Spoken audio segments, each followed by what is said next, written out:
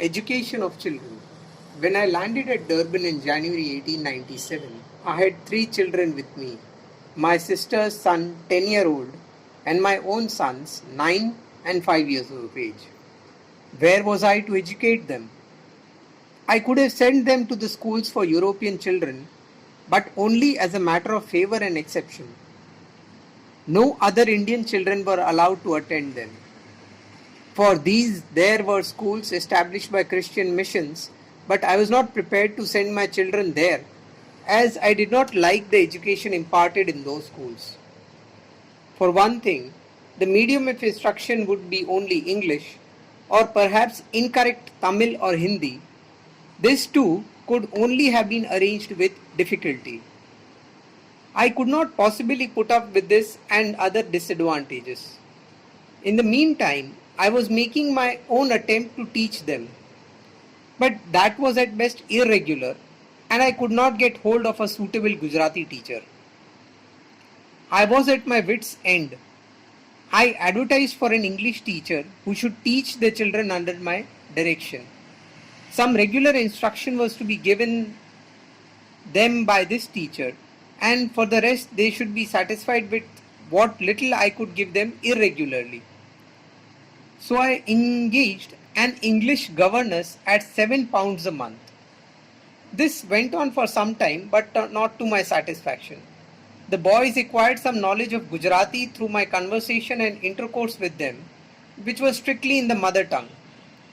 I was loath to send them back to India, for I believed even then that young children should not be separated from their parents. The education that children naturally imbibe in a well-ordered household is impossible to obtain in hostels. I therefore kept my children with me. I did send my nephew and elder son to be educated at residential schools in India for a few months, but I soon had to recall them. Later, the eldest son, long after he had come of age, broke away from me and went to India to join a school in Ahmedabad. I have an impression that the nephew was satisfied with what I could give him. Unfortunately, he died in the prime of youth after a brief illness. The other three of my sons have never been at public school, though they did get some regular schooling in an improvised school which I started for the children of Satyagrahi parents in South Africa. These experiments were all inadequate. I could not devote to the children all this time I had wanted to give them. My inability to give them enough attention and other unavoidable causes prevented me from providing them with the literary education I had desired. And all of my sons have had complaints to make against me in this matter. Whenever they come across an MA or a BA or even a matriculate, they seem to feel the handicap of want of school education. Nevertheless, I am of the opinion that if I had insisted on their being educated somehow at public schools, they would have been deprived of the training that can be had only at the school of experience or from constant contact with the parents. I should never have been free as I am today from anxiety on their score, and the artificial education that they could have had in England or South Africa torn from me would never have been taught them the simplicity and the spirit of service that they show in their lives today, while their artificial ways of living might have been a serious handicap in my public work. Therefore, though I had not been able to give them a literary education either to their or to my satisfaction, I am not quite sure as I look back to my past years that I have not done my duty by them to the best of my capacity. Nor do I regret not to have sent them to public schools. I have always felt that the undesirable traits I see today in my eldest son are an echo of my own undisciplined and unformulated early life. I regard that time as a period of half-baked knowledge and indulgence. It coincided with the most impressionable years of my eldest son, and naturally he has refused to regard it as my time of indulgence and inexperience. He has, on the contrary, believed that was the brightest period in my life, and the changes effected later have been due to delusion miscalled enlightenment. And well he might.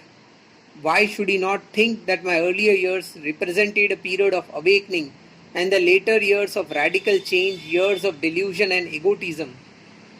Often have I been confronted with various posers from friends. What harm had there been if I had given my boys an academical education? What right had I thus for to clip their wings? Why should I have come in the way of their taking degrees and choosing their own careers? I do not think that there is much point in these questions. I have come in contact with numerous students. I have tried myself or through others to impose my educational fads on other children too, and I have seen the results thereof. There are within my knowledge a number of young men today contemporaneous with my sons. I do not think that man to man they are any better than my sons, or that my sons have much to learn from them. But the ultimate result of my experiments is in the womb of future. My object in discussing this subject here is that a student of history of civilization may have some measure of the difference between disciplined home education and school education, and so of the effect produced on children through changes introduced by parents in their lives.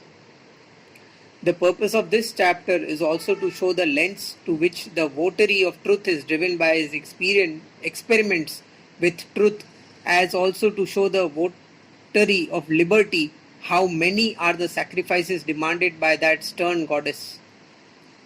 Had I been without a sense of self-respect and satisfied myself with having for my children the education the other children could not get, I should have deprived them of the object lesson in liberty and self-respect that I have given them at the cost of the literary training. And where a choice has to be made between liberty and learning, who will not say that the former has to be preferred 1,000 times to the later? The youths whom I called out in 1920 and those citadels of slavery, their schools and colleges, and whom I advised that it was far better to remain unlettered and break stones for the sake of liberty than to go in for a literary education in the chains of slaves, will probably be able now to trace my advice to its source.